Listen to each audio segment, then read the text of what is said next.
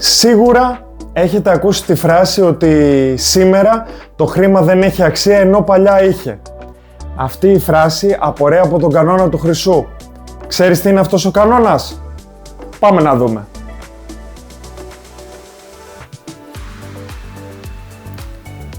Ο κανόνας του Χρυσού ήταν ένας κανόνας σύμφωνα με τον οποίο το χρήμα που κυκλοφορεί σε μια οικονομία έπρεπε να είναι ίσο με το απόθεμα χρυσού που έχει στη διάθεσή του το κράτος.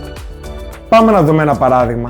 Έστω ότι η ελληνική οικονομία είχε αποθέματα χρυσού 100 κιλά. Αν υποθέταμε ότι η ισοτιμία ήταν 1 ευρώ ίσο με 1 κιλό χρυσού, τότε το χρήμα που θα έπρεπε να κυκλοφορήσει σε ολόκληρη την ελληνική οικονομία θα ήταν μόλις 100 ευρώ. Αυτό το σύστημα είχε πλεονεκτήματα αλλά και μειονεκτήματα. Πάμε να δούμε τα πλεονεκτήματα. Παρατηρούμε ότι το σημαντικότερο θετικό ήταν ότι μπορούσαμε να αποφύγουμε πληθωριστικές τάσεις. Τι είναι ο πληθωρισμός?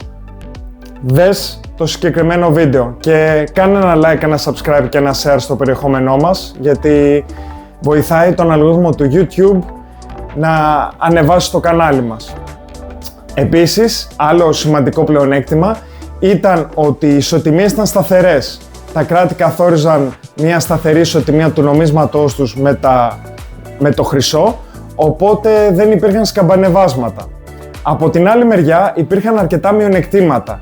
Το βασικότερο ήταν ότι αν είχαμε να αντιμετωπίσουμε μια οικονομική κρίση και χρειαζόταν να τυπώσουμε περισσότερο χρήμα για να τονωθεί η οικονομία, αυτό ήταν αδύνατο.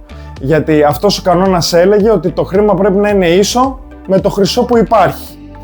Επίσης, θα υπήρχε ανισότητα μεταξύ κρατών. Φανταστείτε τα κράτη που είχαν πρόσβαση σε κοιτάσματα χρυσού, πόση μεγάλη οικονομική δύναμη θα είχαν. Τώρα θα με ρωτήσετε, είναι καλό που έχει καταργηθεί αυτός ο κανόνας? Όπως είπαμε, υπάρχουν πλεονεκτήματα και μειονεκτήματα. Τα συμπεράσματα είναι δικά σας. Ο συγκεκριμένος κανόνας καταργήθηκε το 1971 από τον πρόεδρο των Ηνωμένων Πολιτειών της Αμερικής, Νίξον, και από τότε μέχρι σήμερα έχουμε τον κανόνα του παραστατικού χρήματος. Δηλαδή, ο κανόνας αυτός λέει ότι το χρήμα που κρατάς στα χέρια σου έχει αξία επειδή λέει το κράτος.